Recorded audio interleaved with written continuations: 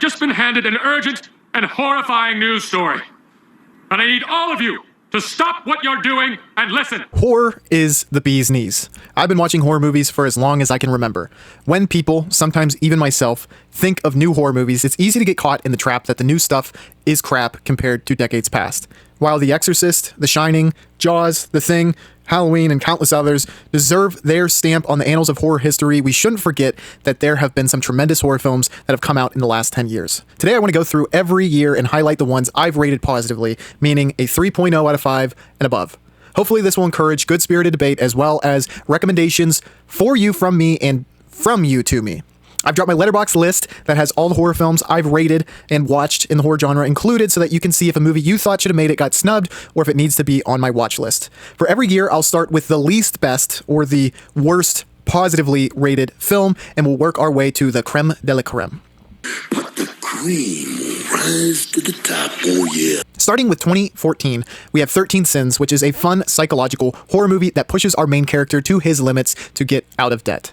The Taking of Deborah Logan is next and was a film I did not expect to be as good as it was. The hype surrounding this and the creepiness that old people can really dial into pays off in this film's ending. I'm sorry if I'm a little fucking snippy. That's fine. I'm hurt and I'm old and I'm fucking tired. And I work with fucking children. I respect the situation. The Babadook is next, which is admittedly a film I'm a bit lower on than consensus. Now, this had a ton of hype around it when it came out, and I had heard a lot about this film and its plot because of all this hype, which maybe diminished what it was to me a little bit, though there was a few questionable plot points that also pushed what many considered to be legendary to only good, in my opinion, after finishing the film. Then we have a cult classic in the way of Creep, which is a film that maximizes its resources for sure. The reliance on Mark Duplass to play creepy, tied along with the ending, makes this a good film that should be checked out. Next, we have As Above, So Below, which is a great mix of lore and horror. I really enjoyed the backstory behind all the weird stuff going on and was super excited going into this because of all the hype, marketing, and what this film seemed like, and I think it delivered on that.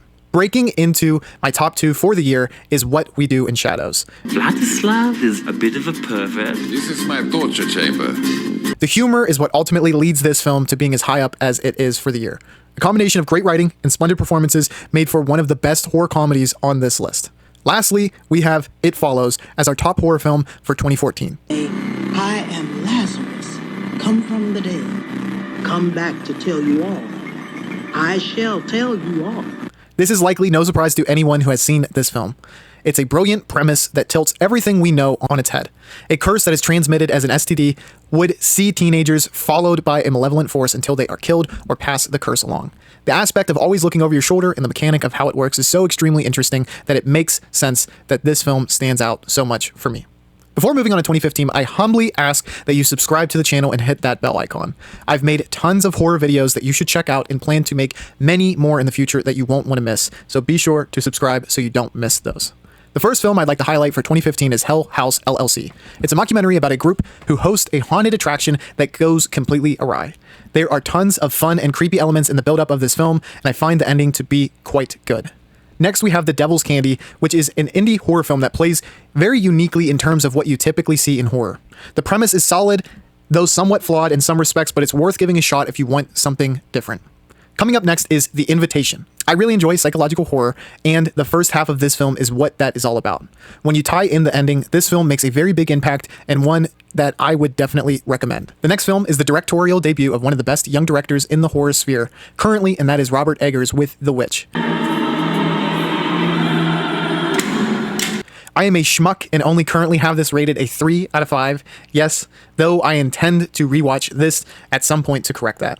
While some may find this slow pace compared to what you may like in a horror movie, I respect that this film takes its time planting seeds for the ending. When you look further towards the role witchcraft plays in this movie's universe, you land into something that I greatly appreciate. Up next, we have a film that is a human horror film, as I will coin it, and that is Green Room.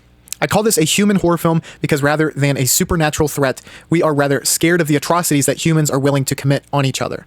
This is an offbeat change of pace for anyone looking for that type of film, and one I really enjoyed.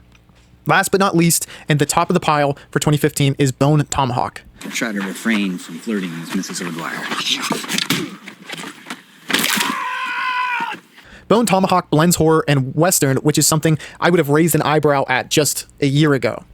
The villains are spectacularly done, and the violence is what makes this film as interesting, impactful, and horrific as it is. Now, let's make our way into 2016, where we have The Boy. This is a film that will either win you or lose you with the reveal at the end, and I will leave it at that. Next is 10 Cloverfield Lane, another film that plays with the psyche of the main characters and the audience. I thought John Goodman to be really good in this film, and the ending was quite well done. Next up is The Conjuring 2. Now, some of you are likely rolling your eyes, while others are probably thinking that this should be the best of the year. I will say, I think Conjuring 1 is a film that really brought back supernatural and possession films to a peak that it hadn't been in quite some time. When it comes to attention and execution, it is no surprise that it spawned a series. The Conjuring 2 is not nearly as good as the first one, in my opinion, but the Nun is one of the creepiest horror characters we've seen in some time. The film has really done well with scenes and other, horror scenes, and also it has some pretty solid character development. Up next is Split, which is a film that likely everyone watching this video is already familiar with and may have already seen. Just when you thought M. Night was down and out, he swung and hit one like this bad boy. The ending is pretty cool, and we won't spoil anything regarding that, but James McAvoy is what makes this film worth watching. Next up is The Autopsy of Jane Doe. Talk about a cool-ass ending. There's a supernatural mystery at the center of this film that, once revealed, made the whole film very rewarding. Next, we have A Cure for Wellness, another horror film steeped in mystery. We have some really creepy scenes, offset by a mystery that keeps us interested the entire runtime, and Dane DeHaan's performance keeps us invested. Up next is a cult classic, and that is Terrifier.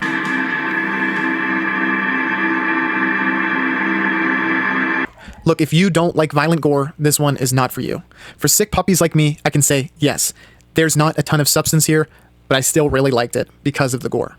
Art the Clown is iconic in this and makes up the second selling point of this film. Next is a weird black and white film that I completely stumbled upon, and that is The Eyes of My Mother. I came into this blind, but was still surprised by how disturbing it was.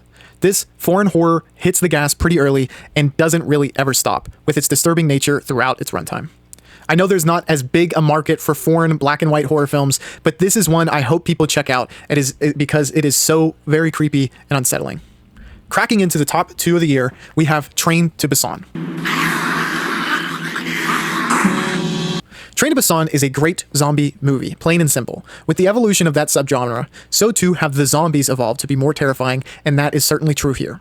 The movie is interesting from its story's perspective as well, which is really why this film succeeds. That leaves one film for the crown of 2016, and for me, that is The Wailing. Those who are tapped into South Korean cinema will likely not be surprised by the fact that the 2 top spots for this year are taken up from this region. The Wailing, similar to Train to Busan, wins us over with its narrative. It's a Seven-esque crime drama that leaves you aghast at the ending in store. Moving on to 2017, we start out with My Friend Dahmer. This film is honestly more creepy and unsettling than scary, but Ross Lynch's performance as Dahmer makes it worthwhile. Next is 1922, a film based on a novel from Stephen King. Like many of King's adapted works, this is creepy as all hell and has a good story. Coming in next is a sequel to Creep, and that of course is Creep 2. Mark Duplass once again is dynamite in this role, and this sequel kicks things up a notch as our main character continues to push herself dangerously far out of her comfort zone. It Comes at Night is next up for me, and this is a film that was maligned when it was released. What is very common for horror movies is that they are oftentimes misrepresented in their marketing to cast a larger net, which was the case for It Comes at Night. And watching it without notions of what it was or what it was like, I was able to appreciate it more for the slow burn that it is. I think the fear of disease and the lengths we would go to protect ourselves and our family is an engaging and compelling story told by this film. Jumping into maybe the most popular horror film of the year, we have It. All the performances in this were very well done, with Skarsgård being the absolute best as Pennywise. I've covered this film in detail on my channel, but I find it one to be really good for its more classically inspired scares. While this could easily be argued to not be a horror film, I've included this next entry because I do find aspects of it to be like a twisted fairy tale, and the movie I'm alluding to is The Killing of a Sacred Deer. Let it be known that I'm a big fan of Yorgos Lanthimos and his devilishly stilted style for the majority of his films. The horror that unravels as this film winds down is just absolutely great. Cracking into our top 2 is a Japanese horror film unlike anything I'd ever seen, and that is One Cut of the Dead. I don't want to give up too much detail for this as not to spoil it, but just know the second half completely recontextualizes everything from the first half. Saving the best of the year for last, we have Get Out.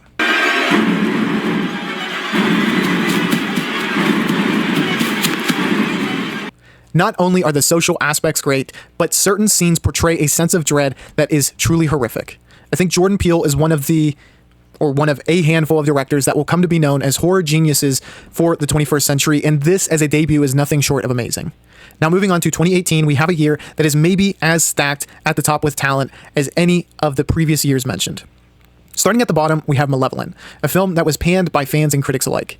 There is a reason it's at the bottom of this year, and it is because it is a little more stereotypical, but admittedly, I was able to enjoy it. Next is a film I would highly recommend despite it being low on the list for 2018, and that is Lords of Chaos. This movie is about the burgeoning of Norwegian black metal and the chaos that ensued as the members of the band Mayhem began to make a name for themselves. If you have no knowledge of Norwegian black metal, I'd really push you to watch this as it is absolutely insane and all based upon a true story. Coming up next, we have A Quiet Place, which is, in my opinion, a successful version of what Bird Box was going for, or trying to be. The idea is what makes this so good, and the performances really help to bolster that. Next is a film that is pretty disturbing and certainly not for everyone. That is The House That Jack Built. If you get easily upset by brutal violence, don't watch this, as Lars von Trier pulls no punches in this film.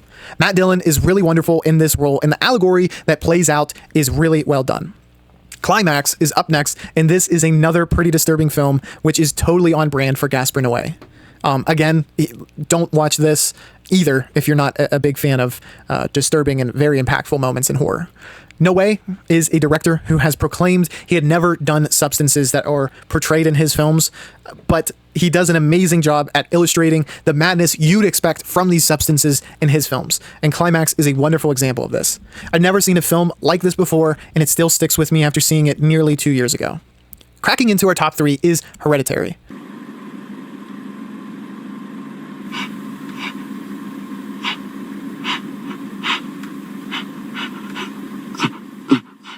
I really, really enjoyed this film. Toni Collette's inspired performance, the incredible visuals that still creep me out, and the insane detail that went into this story makes this film great. Ari Aster, much like Jordan Peele, is one of the minds that will define this genre moving forward. Jumping to number 2 for the year, we have Mandy, which is just so damn great because of Nick Cage. The cult and dark fantasy aspects are so unique and cool for this film. It makes a lot of the movie feel dreamlike, and the unspoken lore that goes into this film is something I didn't even know that I loved, but I did. That means there's one film left for 2018, and my top film is Annihilation. I've covered this in detail, so please check that out, but cosmic horror was another sub-genre I didn't know I liked until watching this.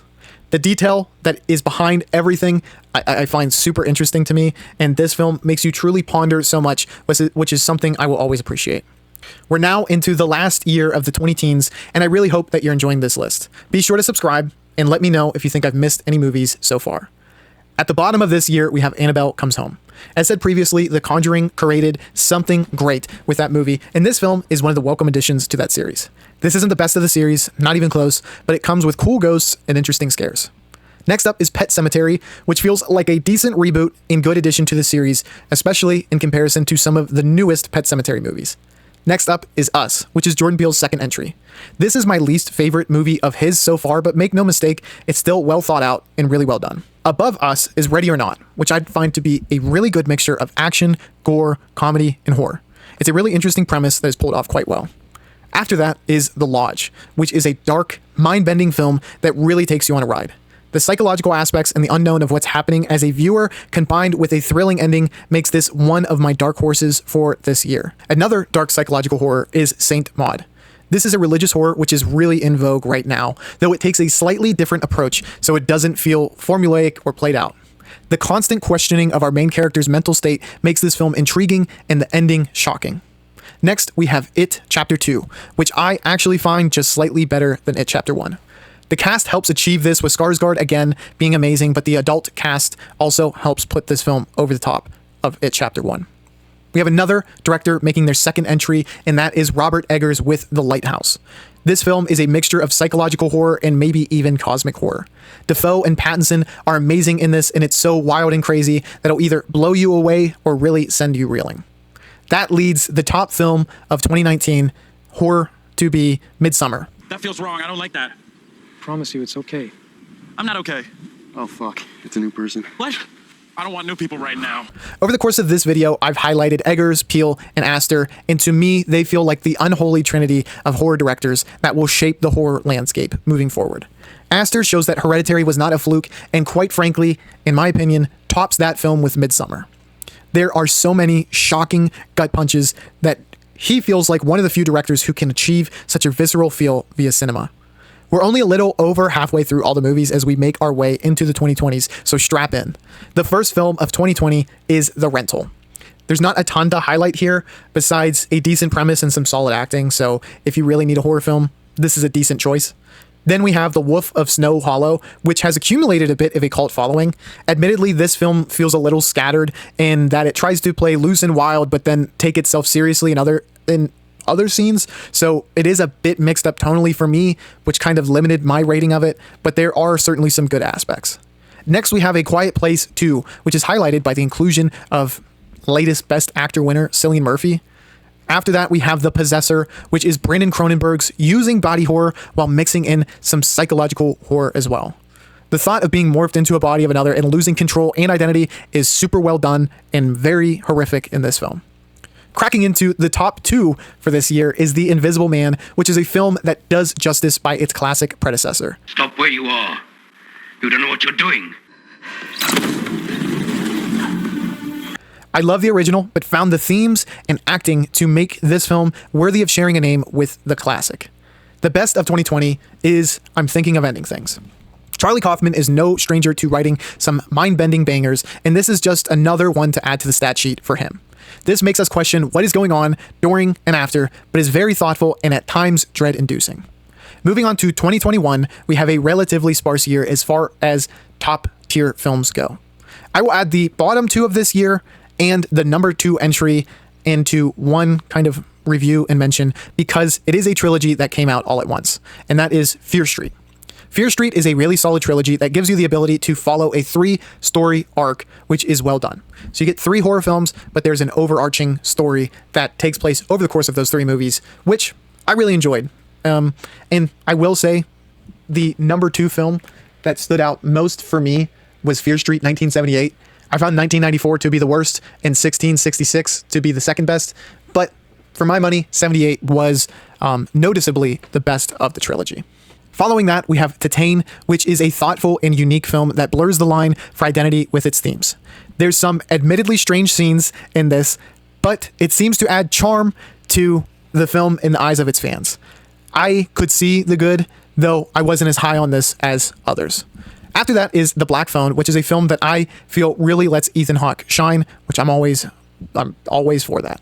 I remember the marketing seeming really cool when this film was coming out, and there's some potential that maybe even affected my rating because I was so hype for the film. Next is Candyman. Biggie Smalls. Biggie Smalls. Biggie Smalls. What the fuck is this?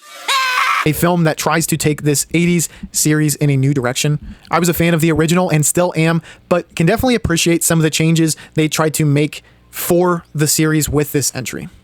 The top film and movie I'd most strongly recommend from 2021 is Mad God.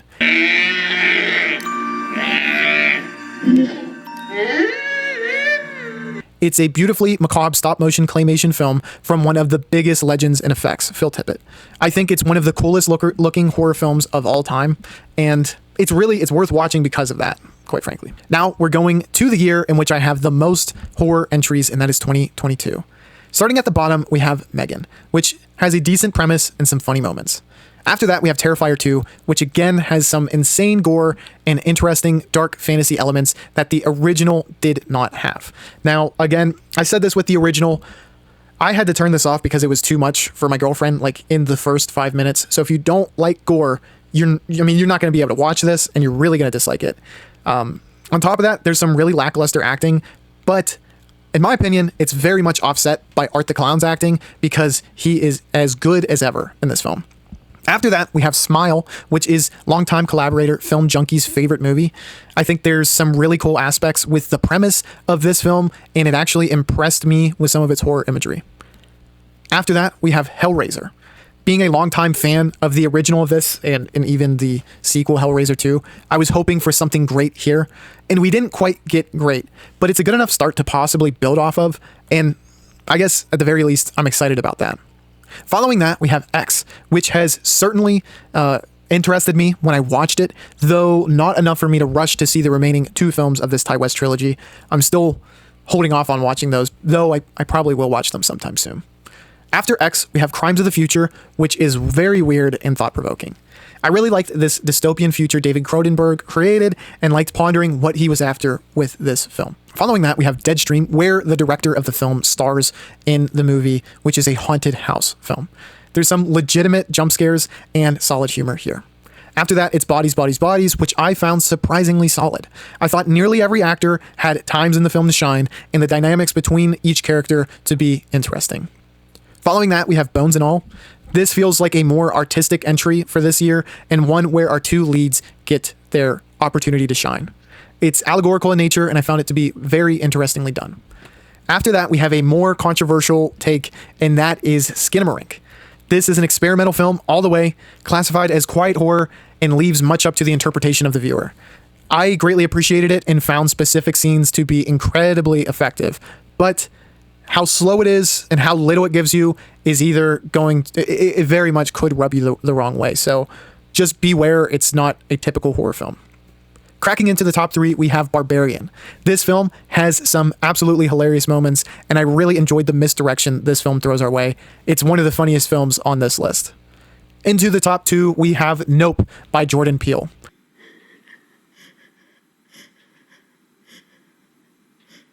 I felt this movie was snubbed for the accolades it deserved that year.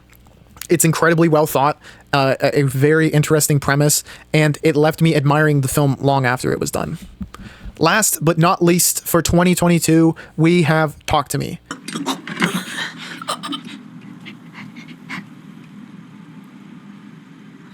I'm so sorry.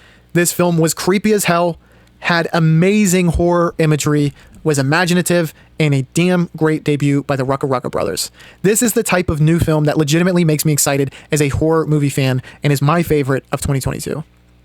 We have 2 years left, and we're going to start with Renfield for 2023. This is humorous and over-the-top violent, and I enjoyed it as a take on the Dracula story. Thanksgiving is next, which is another over-the-top violent formulaic slasher, so if you like those, it's a good popcorn flick when it comes to that. After that, we have Run, Rabbit, Run, which is a psychological horror. I think this film's kind of hit or miss, though I found the good to outweigh the bad, in my opinion. Evil Dead Rise is next, which is admittedly my least favorite from the Evil Dead series. I cover that in depth on this video here, but make no mistake, it's not without its good moments, and the lead actress is very, very good. After that is M. Night Shyamalan's Knock at the Cabin, which is a film I might have been easier on because of its cast, and genuinely, I like the majority of the people who are in this film. It's a very solid popcorn horror flick as well, though what I've found in retrospect is that if you do think about this film too much, it can start to unravel at the seams. So if you like plot holes and stuff like that, if that bothers you, this film is very suspect or susceptible to that. After that, we have a more obscure movie with Birth, Rebirth. This is deeply inspired by the likes of Frankenstein, and having a fresh new perspective on that is always welcome, and it was creepy as hell.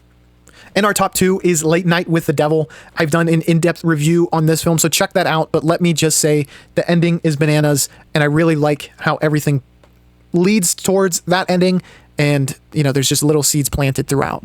Our best 2023 film is an Argentinian film, When Evil Lurks.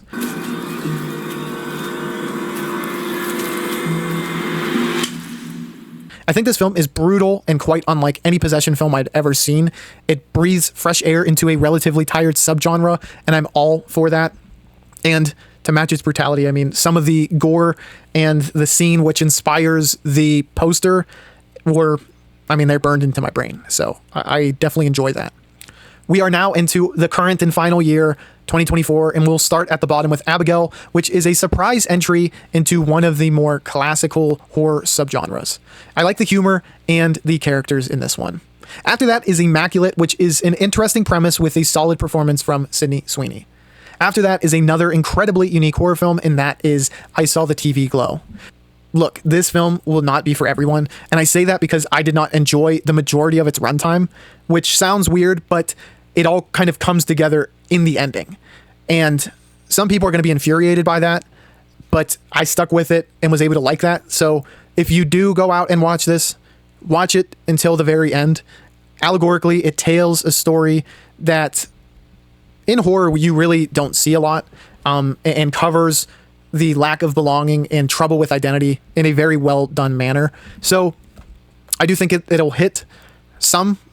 It'll hit with some, but others I think it'll very widely miss. So this is going to be a love or hate movie for a lot of people. Next, or I guess in our final two, we have The First Omen. This film does what Immaculate was trying to do, but better, in my opinion. There's tremendous horror imagery and a very interesting premise/twist. This one definitely deserves to be a part of the Omen series, and it was my favorite film, horror film, that is, of the year for a while, but then Longlegs came along. I know you're not afraid of a little bit of dark. Because you are the dark. If you've seen my channel lately, you may not be surprised, as this was a movie that I just recently did an in-depth review on, so check out that video. But I think all the small details that the cast and crew helped add to this film is what makes it way more special and interesting, and honestly, it's one I'm already looking forward to rewatching. Nicolas Cage is amazing. I don't want to give away too much. Watch the in-depth review if you've already seen it so we can really discuss this, because I really liked it, and it's another horror film that makes me excited for what the genre has in store moving forward. What did I miss? Let me know down below, but don't forget to subscribe to the channel and hit that bell icon so you don't miss what I'm brewing up next. Shout out to Zerk for making the video that inspired me to do this one. Thank you for joining me, and I will catch you on the flippity flip. Bye, y'all.